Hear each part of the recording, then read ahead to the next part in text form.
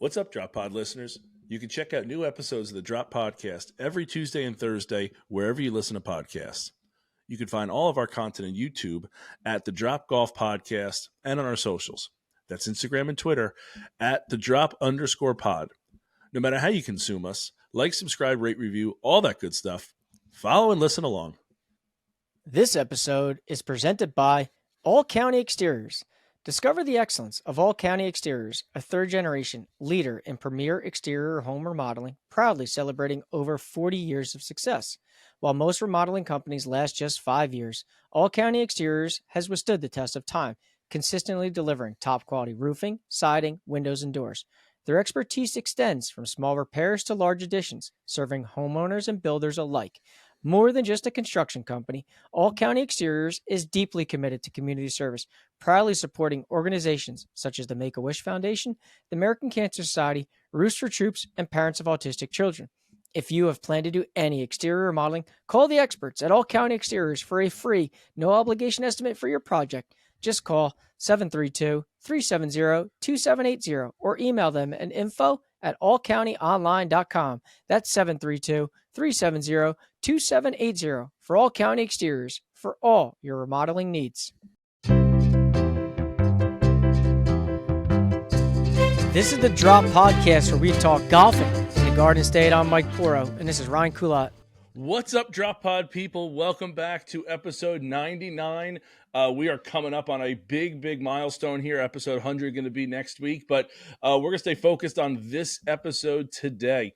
We got a great show ahead of us.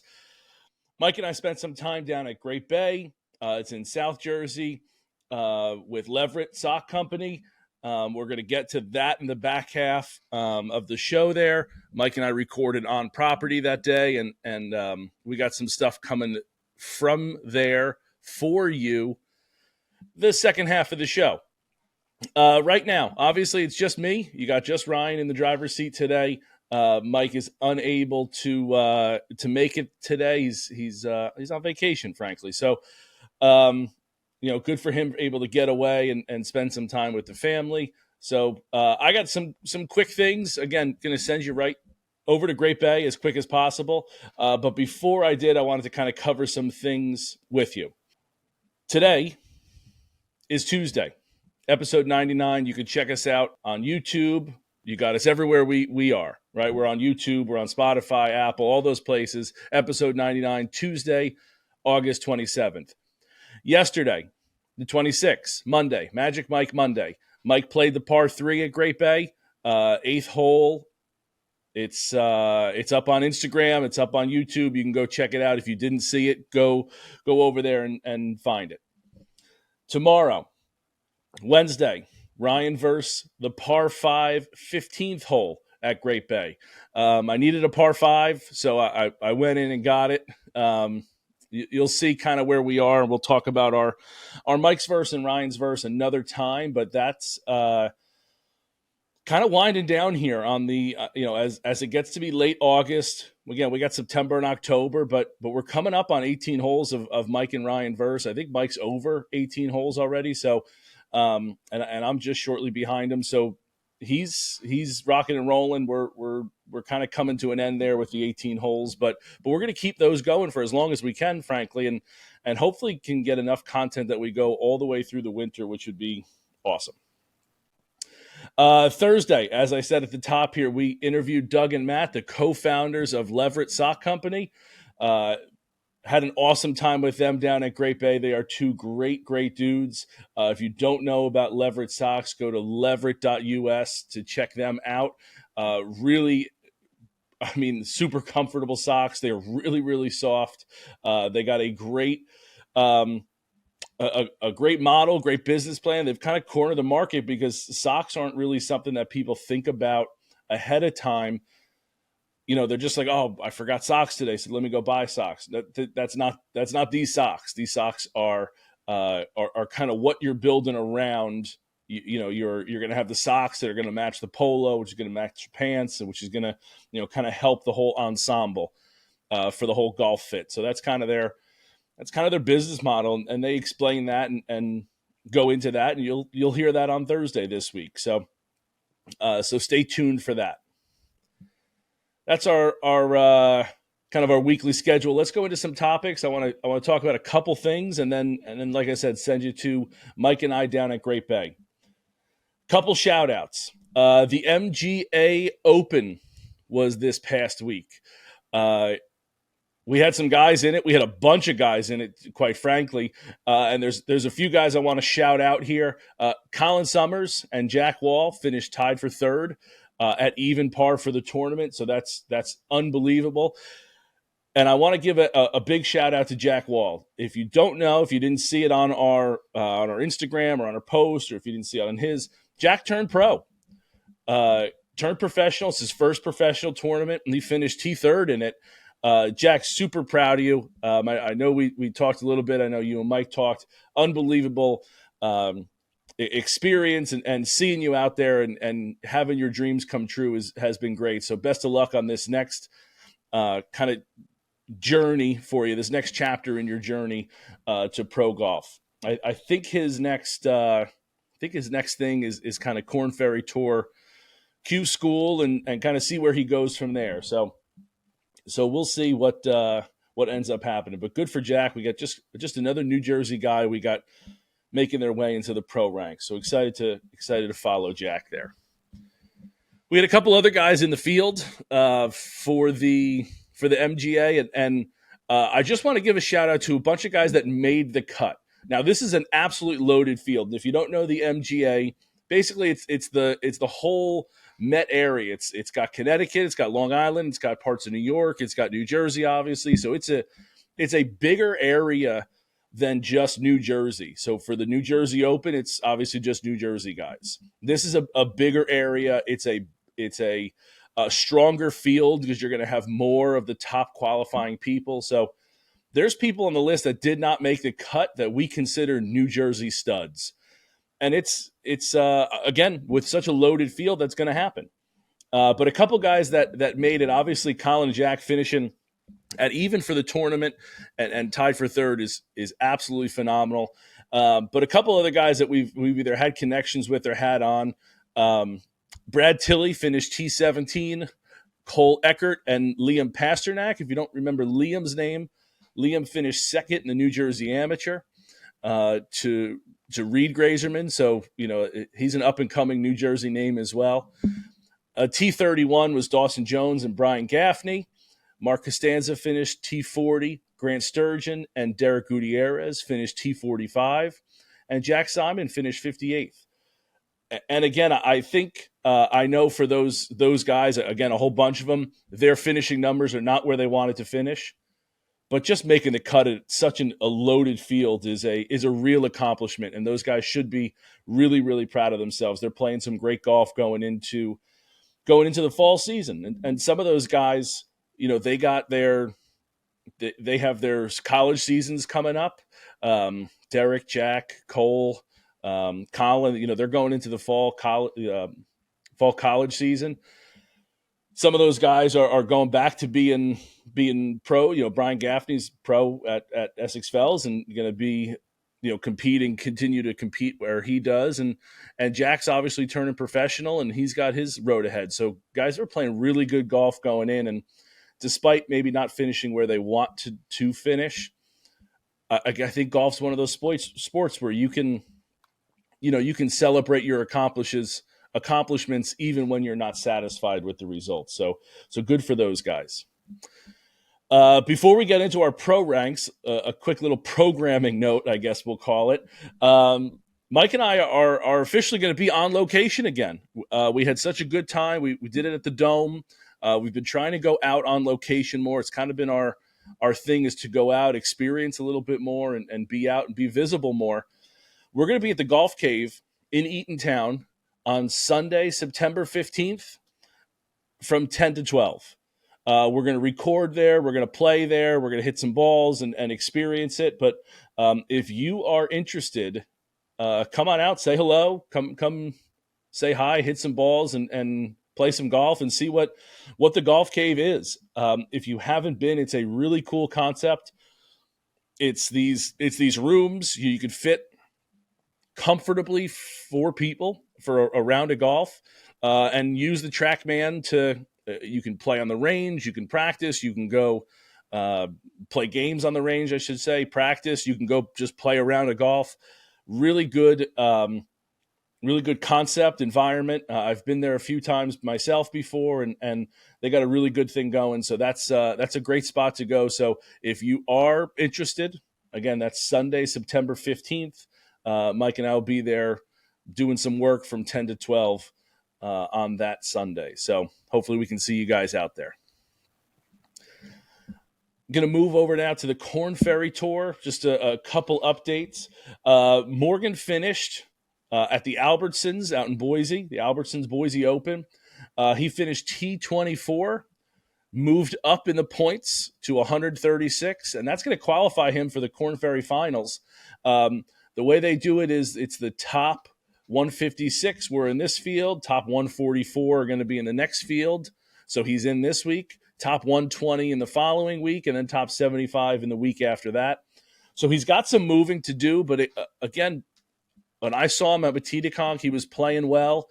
He finishes T24, pretty good finish, moves up in the points, continuing to work his way up. So good for him. He's again got a little bit of work to do, but obviously he gets into the Korn Ferry Finals, continues to move on, and we'll see. You know, he's at least moving on to Korn Ferry Q School at the end of the season. So that's good for him. John Pack, another New Jersey guy. He's looking really good to get his tour card. He's currently sitting at 21st, and top 30, as we know, get their tour card for next year. So John looks like he's locked in with a couple tournaments left. I don't know mathematically where he needs to finish or sit, but he looks to just continue doing what he's doing, and it looks like it's going to be all right for him. So good luck to those guys there. Moving up to the PGA Tour, BMW Championship was this week. If you didn't get to watch it, it's a interesting tournament because they're playing so high up that it played at like 8,100 yards, but the altitude I think they said you take 10% off your yardage. So it was crazy to see that there was like a 540 yard par four and just.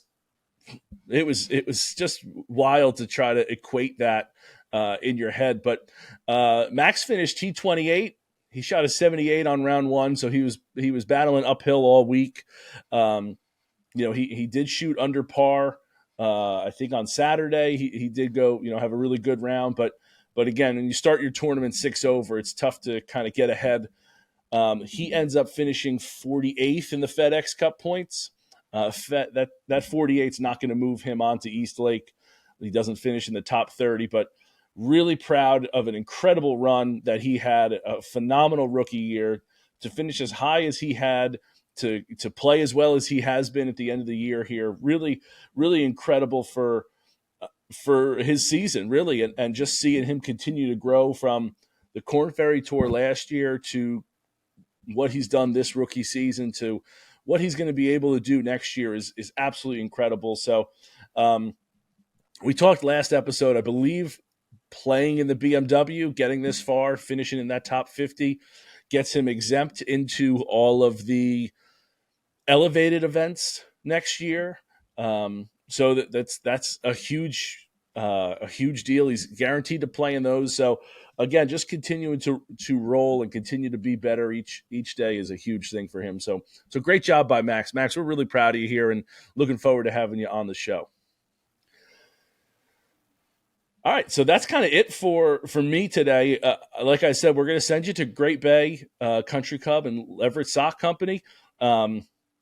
That Mike and I got down and got to, again, hang and spend the day with Doug and Matt, and it was really a great time. Those are two great dudes, and they got quite a concept going, and we kind of feel like we're a little bit of kindred spirits there between, Mike and I kind of finding this niche that we have, this New Jersey golf niche, and them kind of finding their clothing niche of let's do socks. So really pretty cool. So we're going to send you to Mike and I. We played, interviewed them. and spend some time. We got a beautiful view on this little outdoor deck up above the 18th hole, kind of going. So we're going to send you to that now with Mike and I there, and I hope you enjoy it.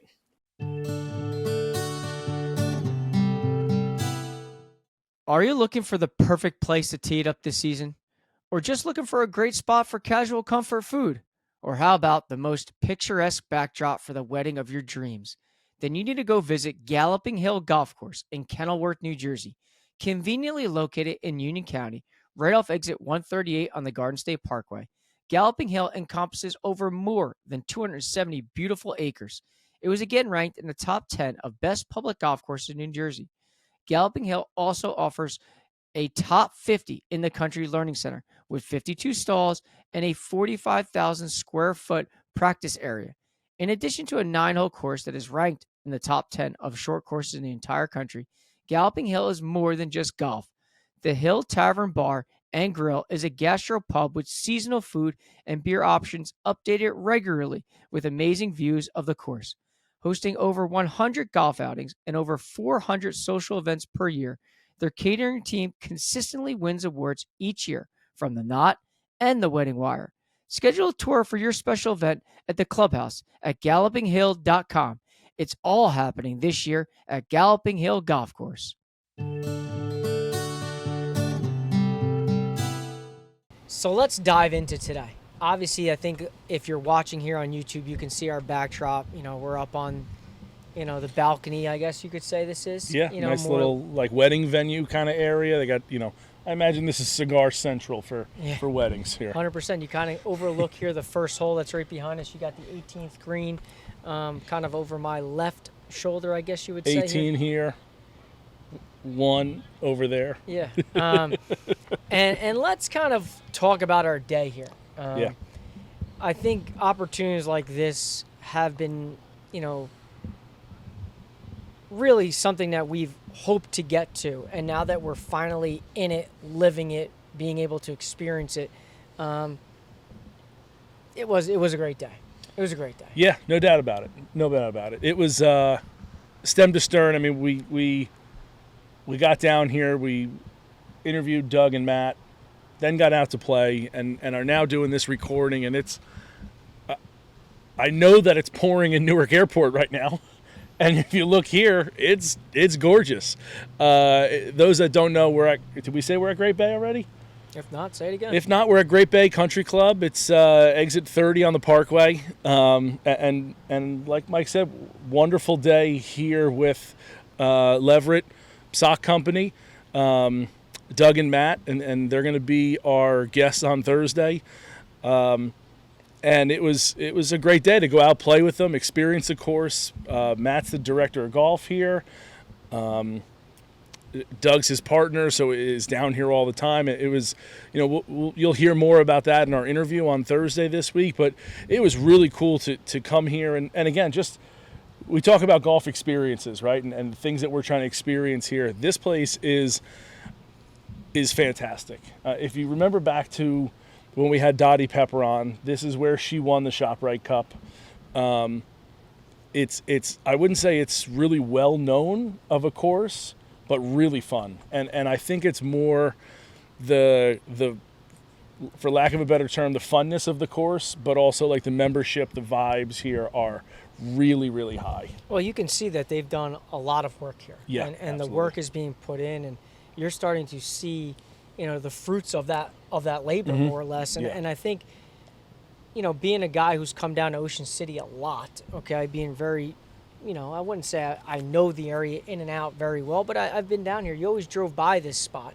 You've heard of it, never got to experience it. Now having this door open up with Matt and with Doug and seeing this place firsthand, there's so many little things I think that they've done from Matt's explanation in the last, I guess, 18 months or so, Right. that have really made this place really unique and really special. Absolutely. And they even talking about like what they're continuing, like we were on that tee box right over there, 16's tee box, Yep. And how they're taking down trees while we're in the process of teeing off. so that they can eventually this winter move the tee box back, have one long rectangle, and have a lot of different teeing areas, and just a lot of, they're still doing a lot of work to it, and not like full renovation. I think he said they're doing not even so much on the golf course, but like building a new maintenance shed, moving the halfway house to a spot where you can get to it 5 or 6 times on the back, making moving a hole a little bit so you can give it a little bit more room somewhere else. Like not a full like explode the golf course kind of thing, not like a Union League kind of thing, but they've put in a ton of work here. You can definitely tell that it's really, really good. Yeah, I think one of the things I thought when I first walked up here is I think the logo is sweet. I do think, and I know Matt was harping on logos. I kind of love how their logo is simple. It has the year underneath it. It just like it kind of hits. Yeah. And I like that. And then as you walk to the first tee, their hole markers, I guess that says what hole you're on. Yeah. Are as pure comes. No, I mean, maybe we'll take a picture and slap it in right now on the YouTube. So if you're watching this, you'll see it. But it is really good. It's oak that's been on the course. That as they've moved some stuff, they've torn it down. They brought a company in to like cut it, like carve it, shellac it, and they have them all up there. And they're really cool. They really are. They're like. Again, enormous pieces of oak. Yeah, I mean, I think that's such like a touch of class, and I think those are little things that you and I have spoken about so many different times on different other projects or pieces on golf course. That one to me just kind of like stands out and is really unique. And I know you and I are both looking at the first hole one right now. Yep. It looks like a grizzly bear over there. Yeah, it is. It's polished. It's sanded. Yeah, it looks good. It's better than some of the worn down hole signs that we've seen from other golf courses. So I thought that was really cool as you walked right up to this first tee box here. For sure. And you even mentioned like the simplicity. It is a really simple logo, but sometimes simple is good. Yeah. And simple, like it's 3 reeds with the year. It's perfect for what this place is. Yeah, 100%. They didn't try to overdo too much. They didn't try to, it doesn't look like it's from a long time ago, even though it is. It's really, really good. Yeah, sure. and I mean, let's talk about the golf course a little bit here. I got the scorecard from today. The course currently plays at just under 6,500 yards. And I know the audience may say, well, that's relatively short. That's not very long, but it is only a par 70. So you got to take that into consideration. It's not as long, and there's not as many par 5s. But when you went through that front how much? I was talking to somebody about this. If it is a par 70, how many yards should a shot be? Is 2 shots for a par 72? Is that like 300 yards? Would you say? So does that make it a par yardage is 6,800? Yeah, I would say it's probably in that ballpark. Okay, yeah, I would say probably in that ballpark. 68 for a par 72 is like. That's kind of what they would be. Is kind of what they would be. Like yeah. I think the equivalence is probably on point. Yeah. More or less. But I think as you're playing the front 9, anything to you that stood out that was like, all right, that was a cool little hole, that was a cool little spot, or things that they're doing? I really liked it's not even more so the golf course, putting the halfway house where they did. Rerouting a couple different, not necessarily rerouting, but like changing some things up there so that the halfway house is at the end of hole 5, and then you pass it on hole 6 again, maybe, and you hit it again on the back for 11 and 10. You hit it a few times. I love that. And we talked about it out there. It's just this container. And it's got everything that they need in there. They make hot dogs. It's got full bar. They got chairs out there so like people could go out and watch.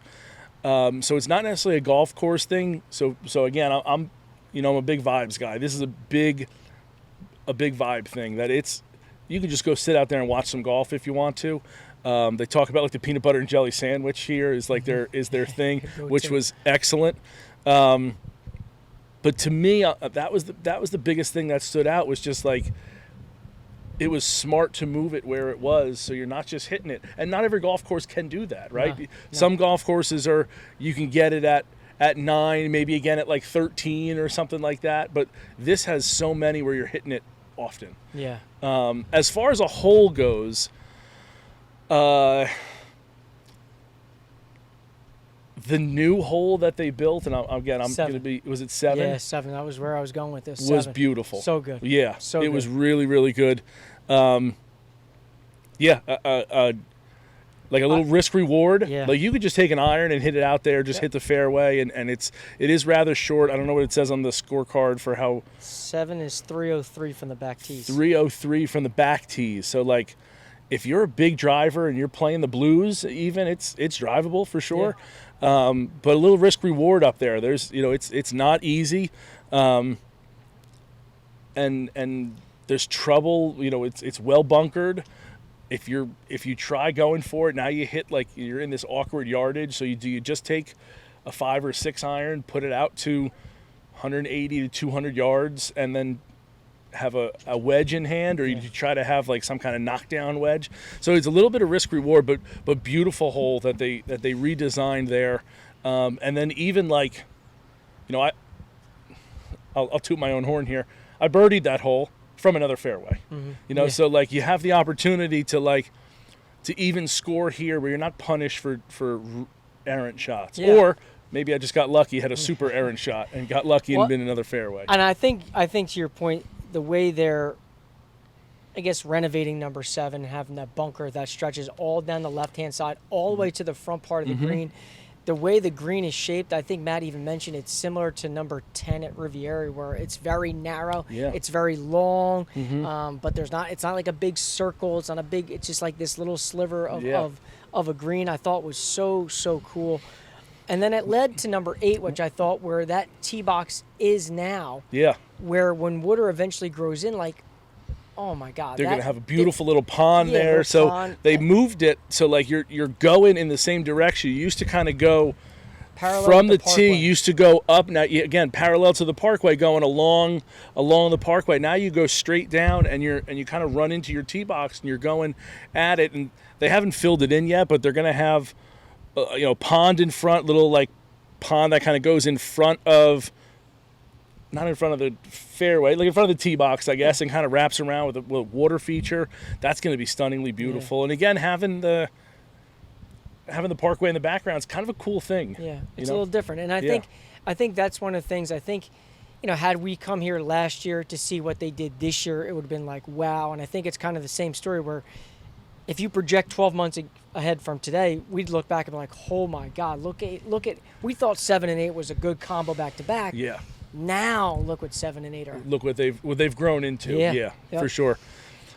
So I thought those 2 holes on this front 9 were 2 that were like kind of stood out and were like, these are, in a sense, could be the signature holes of the front 9. Absolutely. I think the way that's going and the reshaping really of those 2. Yeah. And then as we got to the back, I think I just enjoyed the golf course. Like, it demanded you to hit quality golf shots, but then again, if you did hit quality golf shots, like, you had opportunities to make birdies. Like, you did. Anything on the back stand out to you or along the stretch there? I go right away to 18 here, Mike, and I know you're going to, because it's the views and it's the vibe for me. Yep.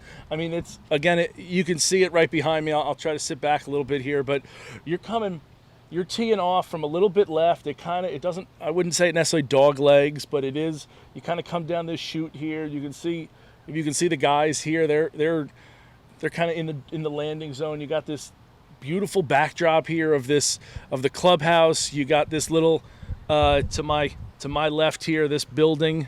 As I'm trying to, I feel like a weatherman right now, trying to point to this like greenhouse kind of thing, is like a little outdoor area. It's beautiful. It's beautiful, and maybe even more so. Like, tee shot was nice because you can kind of see it, but that second shot coming in to this building and seeing this like area that they've built up with, like, they got the Adirondack chairs, they got the like the wicker chairs, they got all the sofas, the cushions, the high tops, like all that stuff right below us, really, and that view coming in was really, really good. Yeah, and I think, I guess not to piggyback you again, I would say 13 might have been the one par 3 on the back 9 that I thought was kind of cool. There's just certain things about par 3s. I think you and I have had this conversation. That they stand out more so than par 4s and par 5s. They do. Just because I think you can see the tee box, you see the green. You see everything. Everything is right in front of you. And I thought that was one cool, like little green that was surrounded by the bunker. The green was elevated a little bit, which seemed to be a going trend on a lot of these holes where they're elevated just a tad. Yeah. Tucked away in like a corner of the property where there's like a road just behind it, a house to the right of it. It was in a little nook there. Yeah, and then that led to 13, which 13's green, if you remember, kind of like bowled out in the middle. Yeah. And I thought like those two things on a little stretch of like 14, 13 to 14, excuse me, 13 to 14, like those were like two cool nuances that we don't see too often. Like that green on 14 really more so than anything is the way it just kind of bowled down there, where if you hit a good shot, like you really could be rewarded. And if you don't, it's going to be a pretty challenging putt. Yeah. Yep, absolutely. I mean, you're going to have a I think Doug it looked like he was putting 15 feet right of where the hole was, just because he was going to have to ride the lip into it and Matt had a let it 12-footer down the hill and knocks it in. Exactly, yeah. So, he was on fire. Yeah, he was. It's played very, very well. But, and I think that's the one thing about this golf course when you see it. It may not have all these other things that other places have, but I think when you come across good people at a good spot with a good golf course, everything just enhances it even more so. And I think that's one of the things I got from this spot is the outside was nice. Yeah. The people, when we pulled up, were beyond nice. Really cool, The vibes, to your point, are just here. And I think that makes the golf course even better. It does. Is this the most well manicured course we've played? No. Is it the most championship level that we've played? No. Does it have the biggest greens, the fastest greens? Does it have the widest fairway? It doesn't to that point, but it's really good everywhere. It doesn't do necessarily one thing specifically really well, except the vibes. The vibes here are awesome. The people are great. And we kept saying, like, it's a fun place. The people are fun here. Come here to play some golf. I think, would they say that it's a 3.5 hour round is like their normal time. Like it's a match play. We're not putting everything out. We're not grinding over everything. Like, let's have some fun. Let's hit the ball. Hey, you won that hole, pick it up, let's move on to the next. Like, it's a fun golf course, and I think in the area that it is, it's perfect for what it is. You know, like, you got people that live down in Ocean City and they're going to be here part-time, and they're going to be in Florida or the Carolinas part-time. Like, I think it's perfect for what it is, and really, again, really a lot of fun. Yeah, it's one of those spots that, like, I think we have a good take on what it is right now. But again, if we fast forward this 18 months, I think even 12 months, I should say, then we're going to be like, wow, this is even better. Yeah, even better, for sure. And I can't thank these guys enough. I mean, Doug and Matt opened their doors to us to come here to experience this, to have lunch. And it is one spot that I can look at and say, listen, if you get an opportunity and you're looking to have some fun and you're looking to have a good round of golf at a good location and you get the invite, no doubt. Got to take it up. No doubt, absolutely. It's I would even say, like, if you know anyone that's down here and, like, offers you to come to their beach house, if you're in North Jersey and it's like, hey, I live in Ocean City, like, hey, you know anyone that's a member here? Like, let's play. This place was awesome. It really, really was. Service was excellent. I know you're not a golf cart guy. Golf carts were great. A lot of pickup on them. I'm actually surprised that we waited this long in the episode for that part to come out. But yeah, the golf carts were flying. Golf carts were cooking. Even, like, there's a whole lot of play out here today. We saw the cart girl 5 or 6 times. I know. Like, and again, you got the halfway house, so you can hit a whole bunch. Like, it's humming in all the ways that it needs to. It really is. Yeah. Great. So, I had a great time. Yep. Doug and Matt, thank you for having us. Yep. Really appreciate it. Appreciate it, buddy. That's going to be it for Mike and I. Stay tuned for our episode on Thursday. We're going to have Matt and Doug on. our interview previous to us playing the course. Again, they're the sock guys. Their socks are all over the place, and it's just, I'm wearing them right now. They gave me a pair when I got here. Guys, I can't tell you how soft and how comfortable these socks are. I know you've talked about it, Mike. They're just excellent. They really, really are. So go check them out. Instagram is Leverett US. No dot. Leverett US. Go check them out. But stay tuned Thursday for our interview with those guys and how they got started and what's going on with their business and really, like, if you're looking to increase your golf fit, or they said, like, your golf fit, your pickleball fit, your outfits, really. But stay tuned, check them out for Thursday for our interview. It won't disappoint. A whole lot of fun with those guys. Till then, cheers.